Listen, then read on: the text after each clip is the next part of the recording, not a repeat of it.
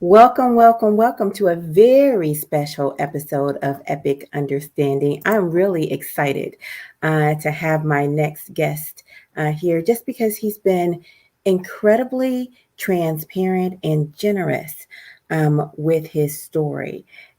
And I just want you to know it's much more than a story of sobriety, it's a story of love, affection, and God's grace, along with generosity. And I want you to know he's actually way out, you know, not actually the boot heels, but kind of in a farm area. So he's having a little bit of trouble with his reception, but his audio is really great. So what you'll see is a picture. And then maybe next time he comes, he can work on showing us his face. All right. So, hi, Garry. How are you doing? Doing great, Erica. Doing great. Glad to be here. Awesome, awesome, awesome. So, just to tell these guys why you live in such a spacious area, you have a farm, right?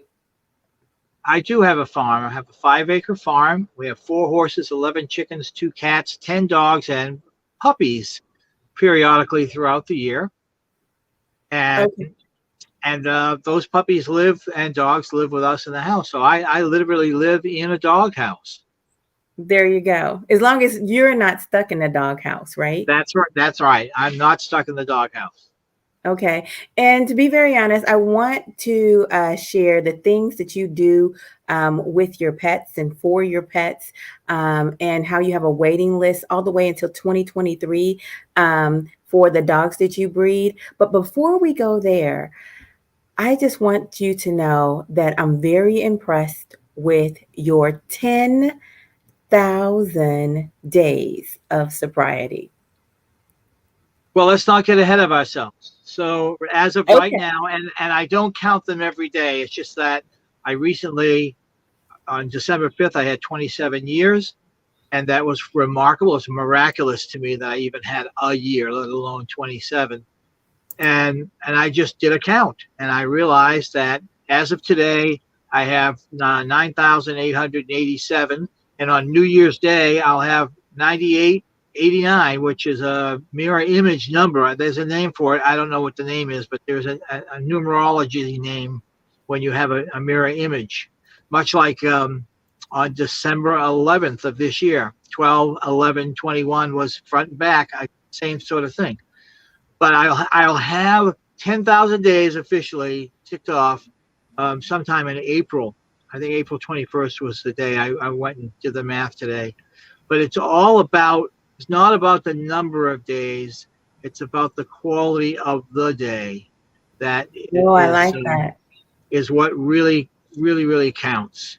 So in recovery circles, we have you've probably heard this before, but we have a sentiment that yesterday is history, tomorrow is a mystery, and Ooh. today is a gift. That's why they Yes. call it the present. Ah, yes. I've definitely heard that before. I didn't know that came from AA. Well, it came from, let's say it came from recovery, and or it's used in recovery. I won't say that it came from there, but it definitely is one of the sayings that makes a lot of sense, because um, it's about keeping your head where your feet are, which is in today. If you can do Ah, that, then you can start putting one day to two, and two to four, and two to four to seven, and seven to 10, and the next thing you know, you got a month. And mm, I mean, even for me having a week, it was a miracle for me to get to a week, and I knew it was a miracle. And okay. and I never looked back from the day that I came in. I've been very lucky and very blessed with the people who have been in my corner. So let's start off at the beginning because when I was reading your portion of the book, your chapter in the book, I was just stunned that you called yourself a legacy alcoholic. Tell us I about find that. so let me just let me just give you a little punch here. So I recently was asked to come and do a story, a chapter in a book Mhm. about recovery. And it's all different flavors of recovery, not just about alcoholism, but there's many, many flavors of recovery. And these stories are varied in their approach and what they're recovering from. So I did this story, and the name of the book is called Rebuilt in Recovery. And it plays very well as, and I won't give away the end, but it's a little ironic gotcha at the end of my story. But yes, at the beginning of my story, in the very first sentence, I say that I am a legacy drunk, which means Mm. that I came by this disease honestly, my alcoholism, honestly, because my dad was a daily drinker, and he literally drank himself to death, day after day after day after day. 1 month before his 61st birthday, he he had liver and kidney rupture failure and was rushed to the hospital, and he later passed that day, later on that Mhm. day. So Okay. not only was and you alluded to it in the headline for this interview today, not only was my dad an alcoholic, but also his brother back in Sweden was also um, addicted to alcohol. And at age 63, just 6 months before my dad passed from having a kidney and liver rupture failure, my dad's older brother hung himself because he could not get rid of the curse that was on him day in and day out. Mm. And so you recognize that your uncle really wanted to stop drinking, but just could not. I recognized that after I got sober. I mean, I was 17, I think, when my uncle died, and I thought, I just thought how bizarre that was. And I didn't really think too much about it, other than I'm watching what my dad's doing to himself and wondering what impact that might have on him.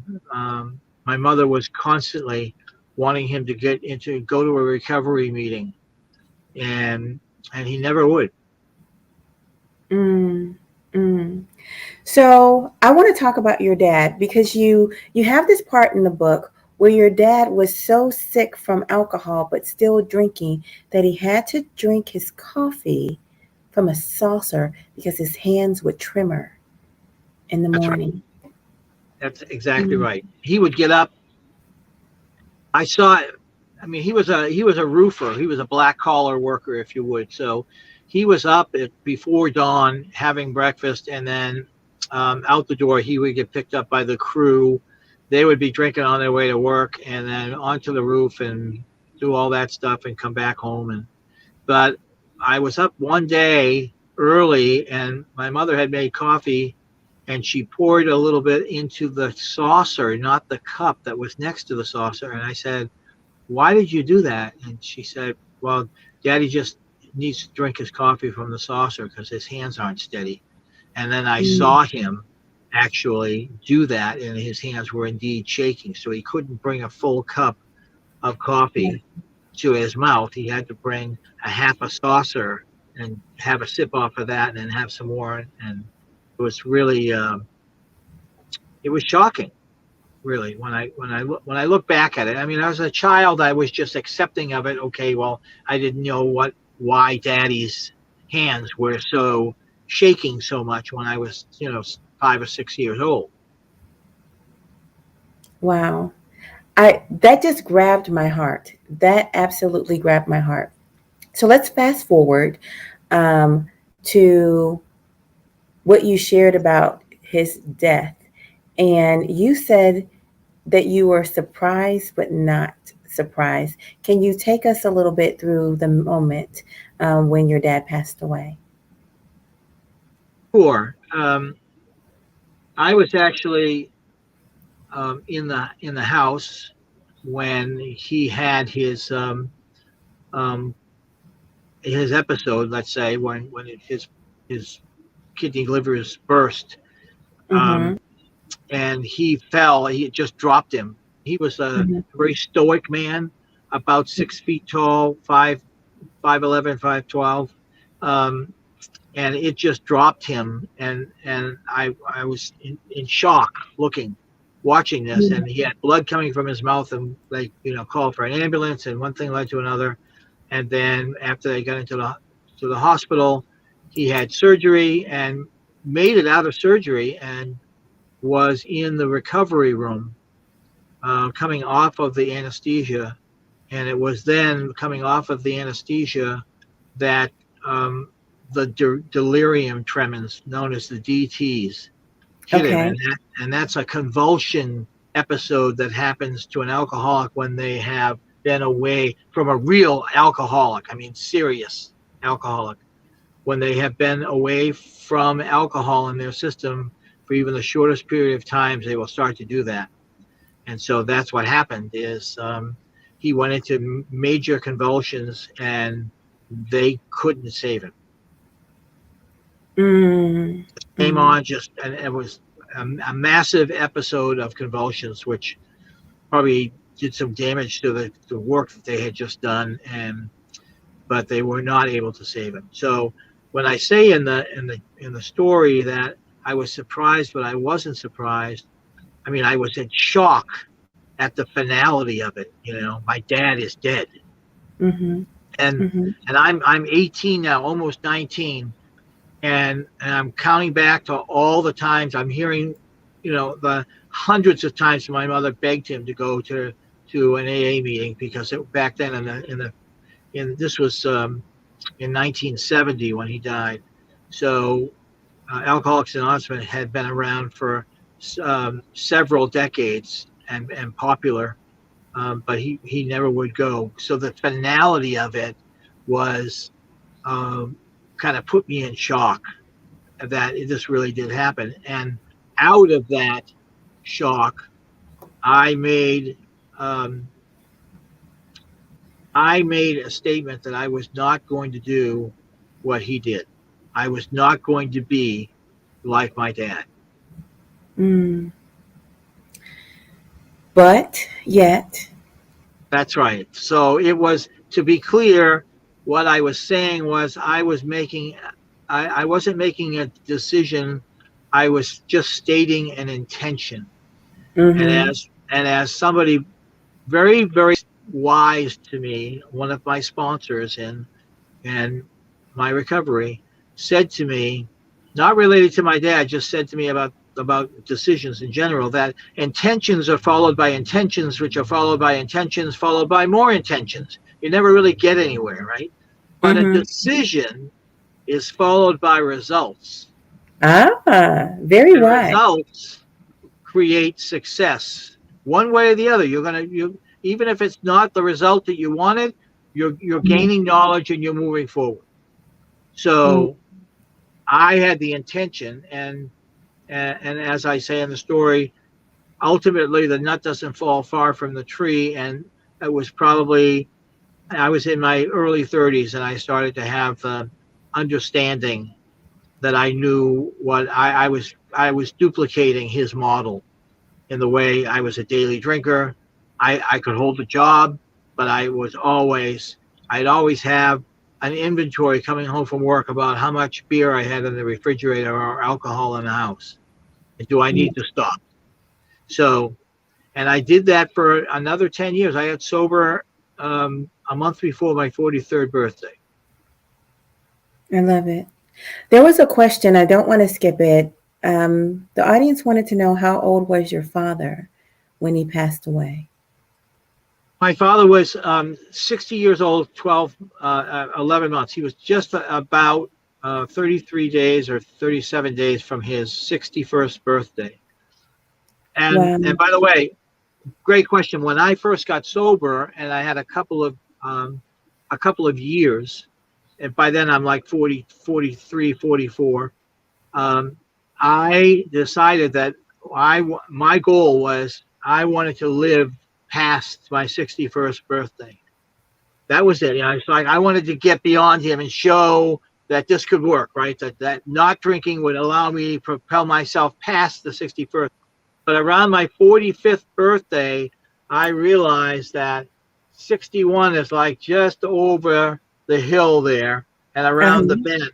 And I thought I better revamp my goal and make it a little bit longer. And so I decided, no, I want to get my 61 year anniversary coin, which would put me at 104.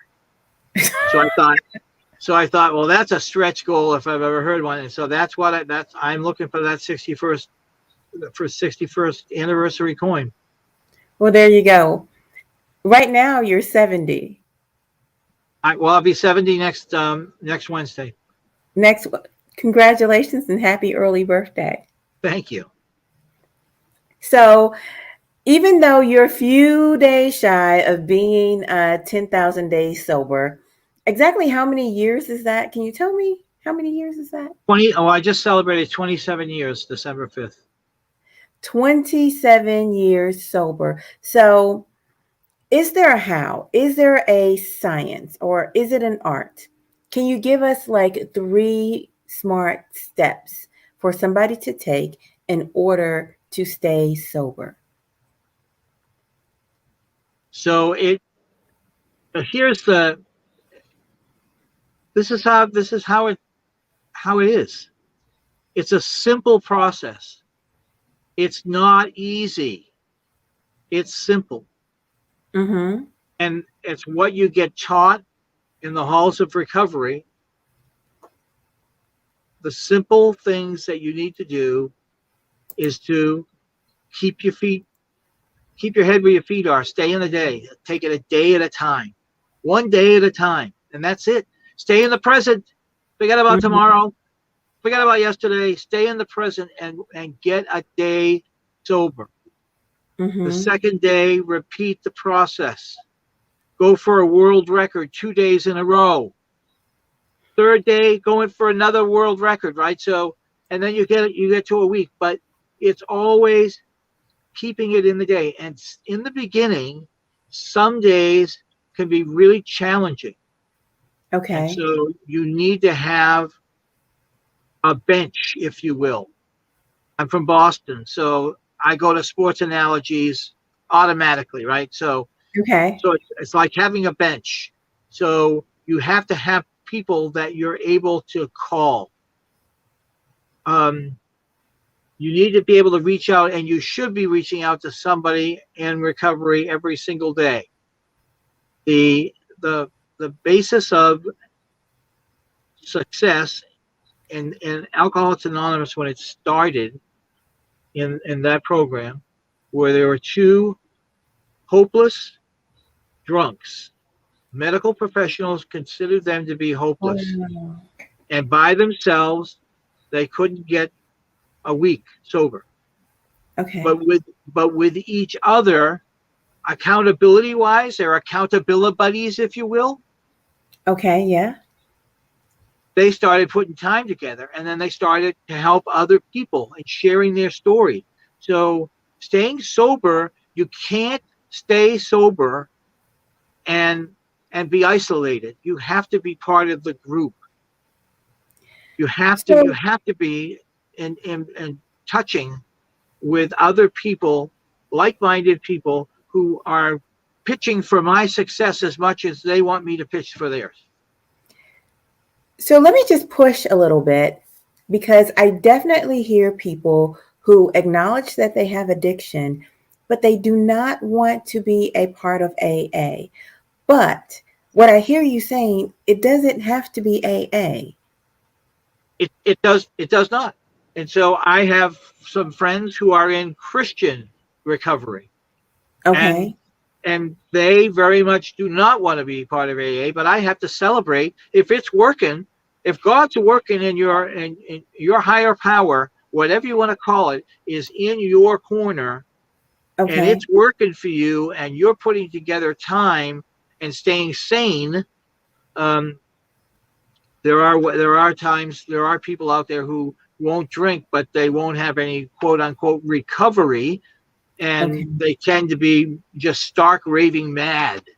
because Oh, and they're mad at everybody, and they're mad at themselves because they wish they could drink, but they know that they can't. But they don't want to. They don't want the recovery piece. They don't want the group. The power of the group is amazing. It's just amazing. wow. Whether it's in 12-step recovery of AA or whether it's in Christian recovery. Wow. Wow. Um, so I'm going to ask for some advice because you've been 27 years sober. And I definitely keep hearing about the spiritual connection. I'm a spiritual person, so that's easy for me to go to God when I get to the end of myself. And then I also hear you talking about the safety of the group. But some people just aren't made that way, I'm being honest. Some people do not have a connection with God, nor do they have a desire to be in like a AA situation. Does that mean they're going to fail?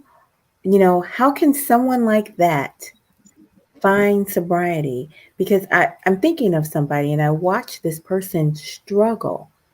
They just absolutely struggle. So early on in the process of my learning about how it works in 12-step recovery, I Mm-hmm. was told that even an atheist could get the program of Alcoholics Anonymous and work the steps with a higher power. And I said, how is that? I said, because you get to define what your higher power is. So Oh, okay. so this is what I was told, that they said, you come to a Saturday meeting. I met my sponsor at a Saturday beginners meeting. It's a meeting just for people who are in their first year. And there's a lot of people who have lots of sobriety that support this whole process, but this meeting is a safe place for people who don't know what's going on. And so Dennis said to me, he said, so say an atheist comes into this meeting and he Mm-hmm. wants to get sober. There's the part. Wants to get sober. Gotta want But it. he has to have wantitude. That's a big word in my coaching, um, in my business coaching and my life coaching, that you have to have a wantitude, or else you know Publishers Clearinghouse isn't going to come and build your business for you. It's just Mm. not. So anyway, he said that, so there's an atheist in the group and he really wants to get sober, but he's got the God thing.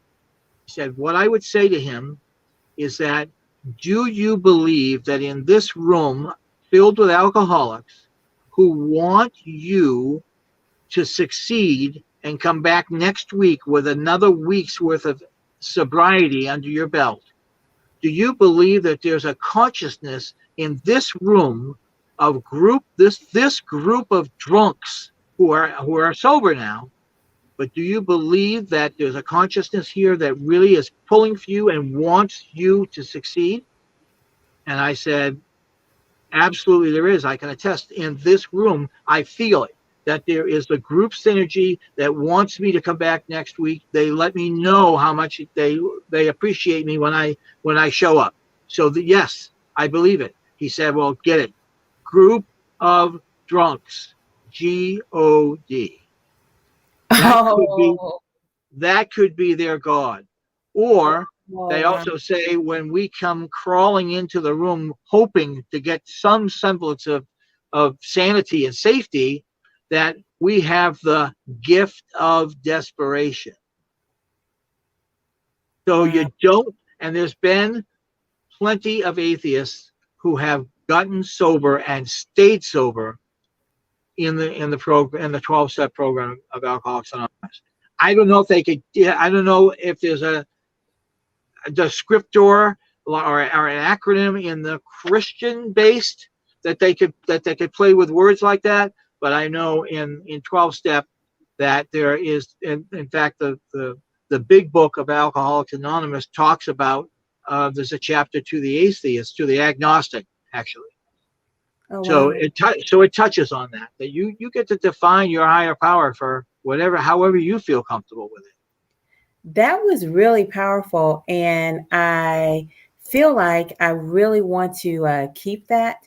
Um, Not that I don't want people to believe in God. I very much want everyone to believe in God. And I believe that God will make that happen um, for them. But sometimes it doesn't happen at the same time as sobriety is happening.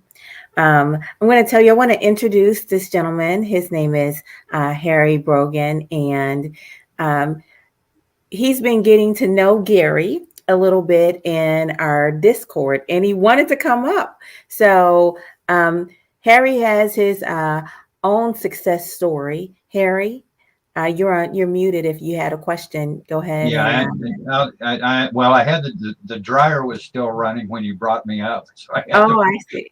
I'm muted because it sounds like a 747 in the background. Okay. So Garry had mentioned about having a support system and or group and or similar to AA, and I got the impression that and correct me if I'm wrong, please correct me if I'm wrong, that you feel that that's the only way that you can overcome the addiction? Well, I feel that it's an important part. There are a few moving pieces that have to happen with great regularity, and touching base with another alcoholic in recovery, also on a regular basis, and daily. In the beginning, you really need to be touching bases with other people in the program, like-minded people, every day, so that you're getting a sense of part of the group, that they are there for you and they are there with you. Well, I bring that up because in my case, and maybe I'm an oddball, I don't know, and it's been 33 years, Wow. 33, 34 years that me and Jose Cuervo were very good friends. Okay. It got really, really bad and became the priority for me was to go out drinking with all my friends. Okay. And it started off innocently enough. It was like Friday, maybe Saturday nights, and then it became Friday, always Saturday. And then they started open mic nights on Thursdays. And then it was free drinks for an hour on Wednesday. So, it progressively got worse and worse and worse. And finally it got to the point where I ended up losing my job, my house, my car. I was married at the time. That didn't last through that. And you wake up one morning with absolutely nothing and you go, I got to make some serious choices here. So I just quit. I stopped going to the bars. I stopped the drinking, and just now I have an occasional beer when we go out for a steak dinner. That's it. And that's, I think, when was the last time we went out? What, about 6 months ago? So it's very, very rare that I even drink. We don't even have, I think Rhonda, I think she's got beer in the house for cooking that she uses, but it's not for, it's so stale, it wouldn't be good for drinking anyway. But, yeah. No, maybe I'm an oddball in that regard. I just quit and haven't looked back. Well, I you know what? There are outliers, and I mean that in the most positive term. I'm not saying an outlier. That's a whole different. That's the other side of the spectrum, right? But there are outliers in everything, and every bell curve of looking at anything statistically and nominally. There's someone that's out there, and that's great that you can do that. I know that I could not, and I know people who I've had to see people perish who couldn't get it, who couldn't get that relevancy to other people, sharing with other people. Now, based on what I've seen you doing, you like to be part of there's a group dynamic here with you. So it's not like you don't. I don't think you necessarily you're not a loner, is what I'm trying to say. You don't isolate, because I've seen you have plenty of comments in the group that we're involved in, and you're very dynamic, and so for sure you like group dynamics. You just don't need to have that to stop drinking, right? To not have a drink. So that's pretty magical. Now, I do agree with you're never going to. Well, I know I shouldn't say never, but you are not going to be willing to seek help until you realize yourself that you've got a problem. All your friends are never going to be able to tell you, "Hey, you got a problem," until you come to the realization that you have a problem. Then you go, "Hey, maybe my friends were right." Right. So it's just I don't know. I can't speak in regards to AA or any of the other alcohol groups that are out there, because I never went. Yep. So, and I'm not even going to attempt to speak intelligently about something that I have no clue how it operates. But I'm just speaking from a first-person perspective. Uh-huh. Harry, how many other people do you know that were able to quit cold turkey without support? Oh, maybe two. Maybe two. And how many other people do you know who are recovering, from being an alcoholic, who are in the sobriety process? Lots. So maybe if we had 100 people, how many out of those 100 people, would need a group versus not need a group? I'd go with about 90% would need a group. At least a 90% would need a group. I mean, Right. It's not, was it easy for me to do that? Oh, no. It wasn't, because the urge was, and I got to tell you, I go, usually we go to Outback Steakhouse. Okay. And I get a Sam Adams, but I got to tell you, when I look behind that bar and I see those bottles, it's like, ooh, that would probably taste really good. Wow. And that's every time. So I just kind of go, I don't want to do that. Wow. I'll have a beer, and that's it. And I'm, I think I'm doing pretty doggone good in that aspect of the not drinking part. Could I go out and get sloshed? Without a doubt. It just sounds to me that you can do it. It's like you have a amazing amount of self-determination, and this is the path that is right for you. But at the same time, there is respect both ways, because what matters is that you get it straight, is that you stop participating in the thing that's harming you, right? Right. Well, and I know one person right now that recently had a falling off the wagon. I'm not going to mention his name. You know who I'm talking about. Mm-hmm. Mm-hmm. And it's not my place. If he wants to come on and talk about it, he can come on and talk about it himself. Right. But he immediately, the very next day, from what I understand, called his support person and got the help right after that happened. So I have a phenomenal amount of respect for people that are willing to admit, hey, I got a problem, I need the help. In my case, I had a problem, I didn't need the help. I just made a self-conscious choice just to stop. And that's not for everybody. I'm not saying that's the way to go. It's not for everybody. And it's tough. You know what? I want to turn the conversation towards functioning alcoholics and people who are being very, very successful while they are being an alcoholic. And the reason why I say that is because in your book, Garry, you share about just a very fantastic and respectable military career. Well, it was a short stint. I went into the service right after my dad died. Within 2 months, I was in. I'm a Vietnam era I was never in Southeast Asia. I applied for overseas duty, and they put me in Germany instead. And so I was in the pretty relatively quiet European. But when I went into the military, it was party down, because although the drinking age in Massachusetts at the time was 21, the drinking age in the military is 18. And for 3.2 beer, which we know now is light beer, but still, you can get drunk if you drink enough light beers. You can definitely get drunk. So I was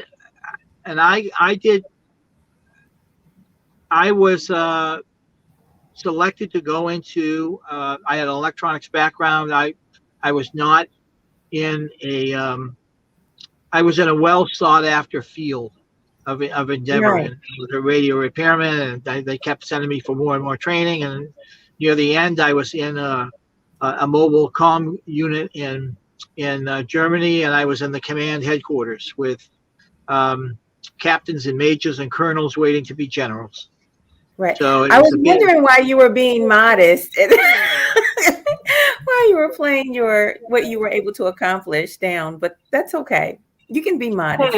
Yeah, it was an experience, and I learned some things in that experience. But all the while, I had a pretty free license. I never really felt as though I needed to go to a recovery center at that point in time. That came later on, after I got out of the service and got married, started having kids, and all of a sudden I'm starting to duplicate what my dad did with our in our family. So yeah, so it's funny that you brought something up that I wanted to just tell you, that I feel that I have a life because of my recovery.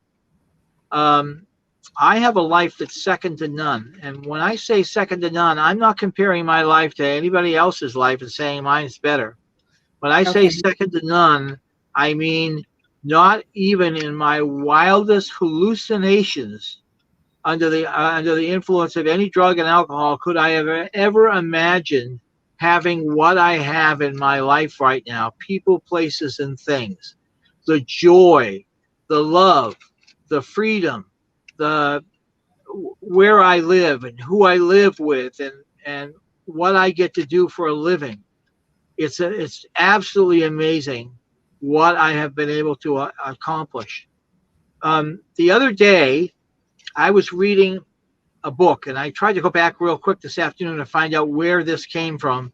It was one of three books that it was either Andrew Yang's book, it was our book by Mel Robbins, or Brene Brown's book. One of those three, which I'm reading concurrently, by the way, one of those three gave a definition for the word thrive, the Webster's definition. And when I stumbled on it, I said, "This is amazing." I said, "That's what I'm striving to thrive, right? I want to thrive like that." And so I'm going to read the definition. I'm going to read it. Okay, so I'm going to read the definition in a minute. So I wrote down. It was so important to me that I wrote it down into my journal. So I took it from her book and put it into my journal. Now it's part of me. And then after I got done writing it, I read it. Here it is. And then I'm going to tell you what happened. Okay. Thrive. Webster's dictionary definition of thrive: to grow vigorously, becoming increasingly healthier, to advance successfully, to prosper outstandingly, to flourish despite difficult circumstances, to achieve progress and growth towards one's goals. And I thought, when I read that is something that really is worth striving for. I don't know that I can ever attain it, but after I wrote it down and then reread it in my own handwriting, I realized that I had achieved all of that because I had gotten sober. Oh, wow. That's so I would have beautiful. never gotten any of that if I hadn't. I wouldn't be here right now. I'll tell you the truth, because I'm now, 60, Well, my dad was 60. I'm coming up on 70. So Uh-huh. I beat him by a bit, but I stopped drinking. That was just very powerful, and I thank you for sharing that with us. I want to turn now towards how you have this farm full of animals, and that is a piece of your sobriety as well. How is that?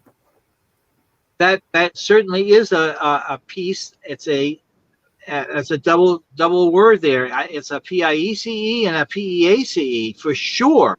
The Okay. PEACE. I in sobriety, I got divorced pretty early Okay. in my recovery, and three years or so. By the time I was separated, by the time I was in my third year, there's an old Okay. cowboy song. Not that my first wife was a big drinker, but she liked. Um, I got very compliant when I was happy being drunk. I was a Mm. quiet drunk. I wasn't a loud, obnoxious, something to be feared from. But um, anyway, there's an old country song that said, "You sobered up, and I started thinking you ain't much fun since you stopped drinking." And I Ooh. think that played into um, the demise of my marriage a little bit. I had an opinion, and I needed to, and I wanted to express it, and I always had never really um, expressed a want to be part of the decision team of raising the family. I was active, I think, with being with the kids, but not so much in the decision making. In You any want to know event, something? Hold on, because yeah, I gotta go there. Because in your book, you actually talked about how your first wife tried to make you not be sober. Like she was trying to convince you not to go to the meetings. Like she was undermining your sobriety. she was, and because of that, my pushback that became one of the cornerstones of my sobriety. In my story, I talk about that I had four definite cornerstones to my sobriety, which upheld, which was a good foundation. But yes, Mhm. and prior to me getting sober, um, my first wife never, ever, ever, ever bought a six pack of beer for me and said, hey, honey, guess what? I bought you a 12 pack for the weekend. That never happened. But after I got sober, and she did not want me to just say that I was an alcoholic in front of the kids. She didn't like that. She didn't really think I had a problem, although she had mentioned time distinctly several times where I had done or said something stupid when I was drunk, and so I got taken to task for that. But in any event, after I got sober, all of a sudden beer started showing up in my refrigerator, and I said to her jokingly, because I do have a sense of humor, um, I said, "Are you expecting a mail company tonight to come by? Because you Wow. didn't buy that beer for me, did you?" And Wow. so she said, "No, I did buy that, So anyway, When it just when I was reading your book, I got the distinct impression that your wife was trying to keep you weak, that she was trying to keep you in a place where she could control the situation. That was just my take on it. I think that there was some element of that as well. Because like I said, I was very compliant when I was drunk. I was just sitting and watching TV, and um, I wasn't picking fights. I wasn't. It was just very easy to get along with. And Mm, like I said, I never lost a job because of my drinking.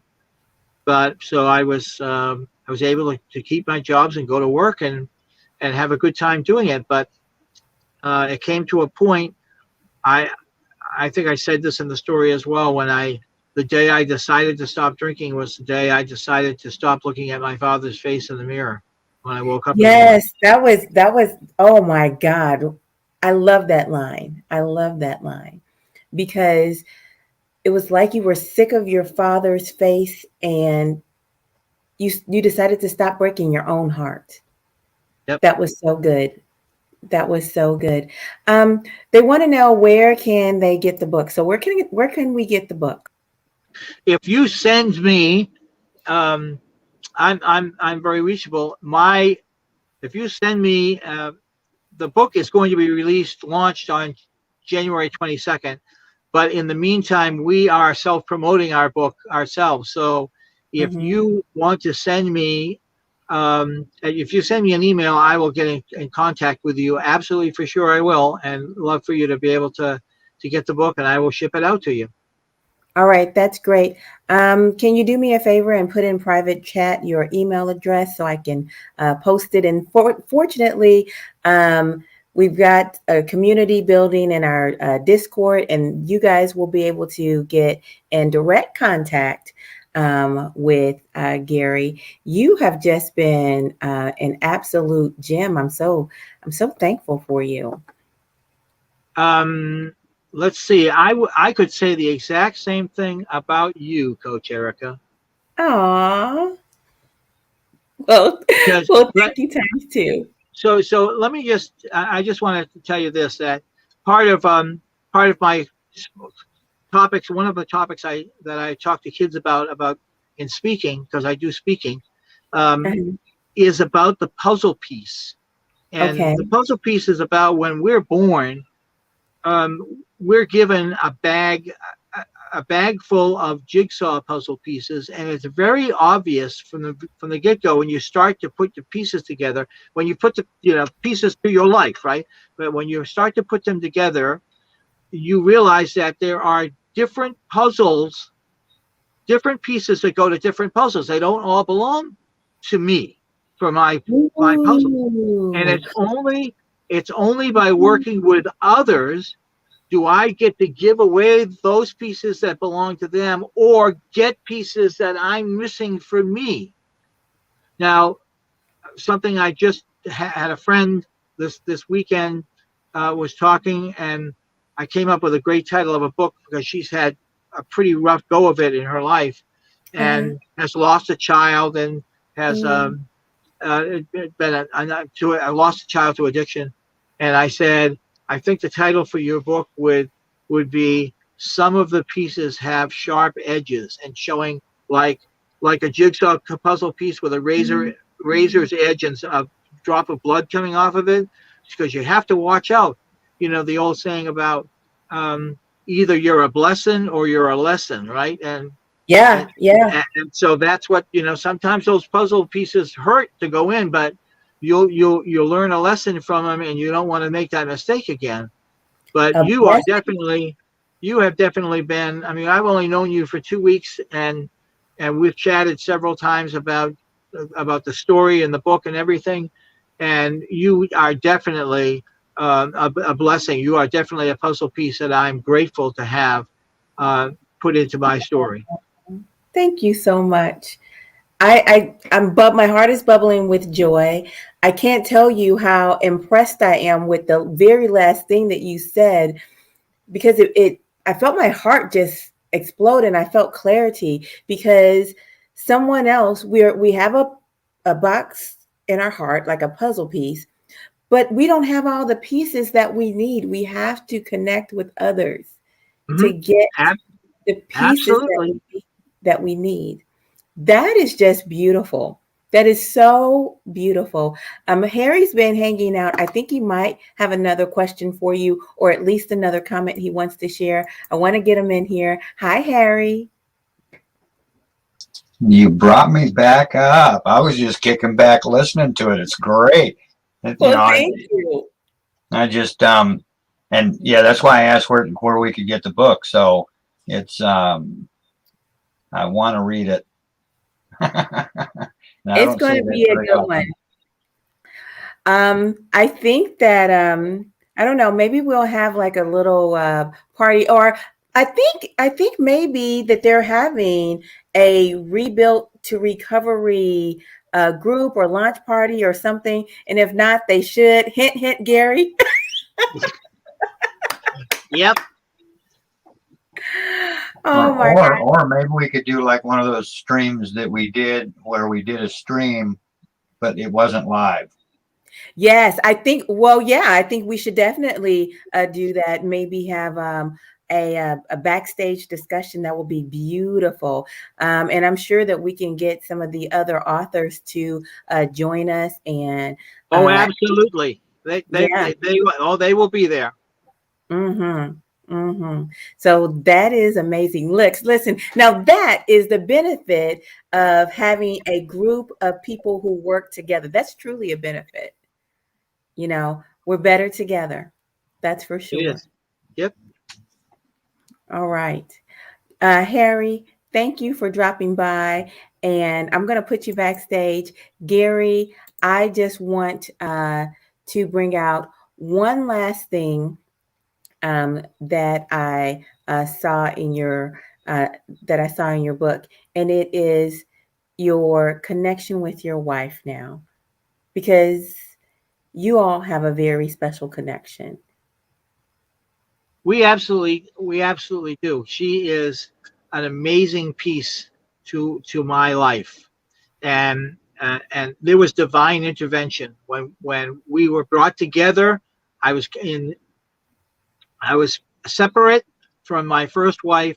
I had very few material things. Probably the most important thing I came out of that first marriage was still a relationship with my kids, but who were in the teenagers, but my dog. And it was my dog who was led me to my second wife, and that Mm-hmm. I was working two jobs and I needed someone to look after the dog on the weekends, and I didn't feel right asking my friends to do it over and over and over again, or letting them do it. They were offering, but um, so a mutual friend uh, led me to Linda, and Linda and I were had a professional relationship in that she would look after my dog. She had a son who was 7 years old at the time, and he was very much part of the formula. And I was very careful to tread easily and become friends with him.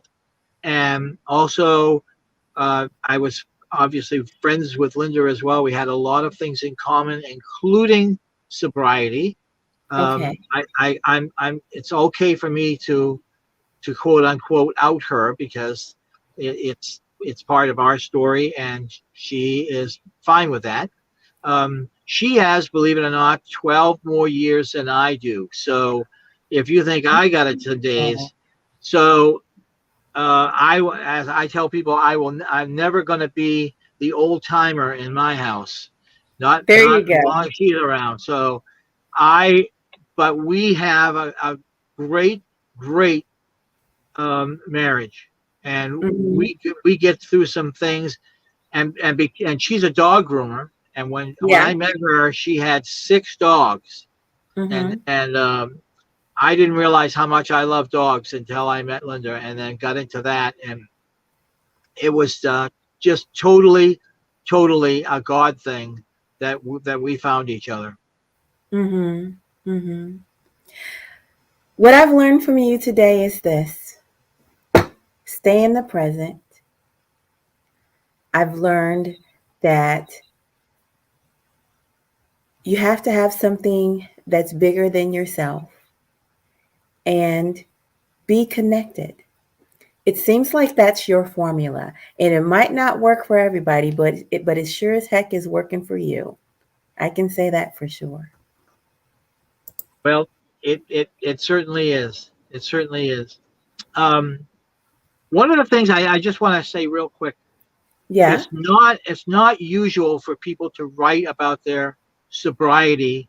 Um, in 12-step recovery, they have a thing about being anonymous, but it's Hmm. not about it's misunderstood. It's like I don't have to be anonymous to my sobriety because I have to be anonymous to your sobriety. I can't say I saw Erica at the meeting. I can't say Okay. that, right? So Okay.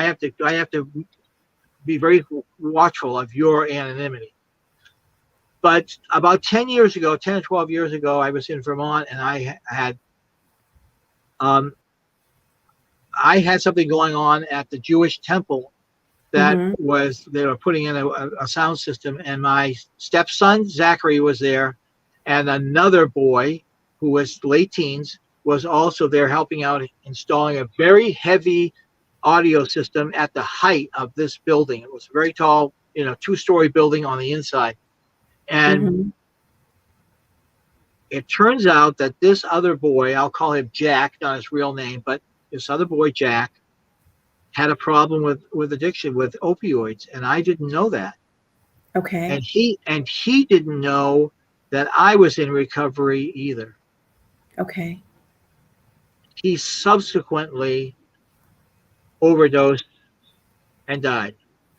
And I felt a real strong tug on my heart that I wonder if I had ever put out to him, or just let the general public, the safety, not everybody, I'm not going to take out a billboard and say that I'm sober, but to let it be known that I'm in recovery, and I'm proud to be in recovery.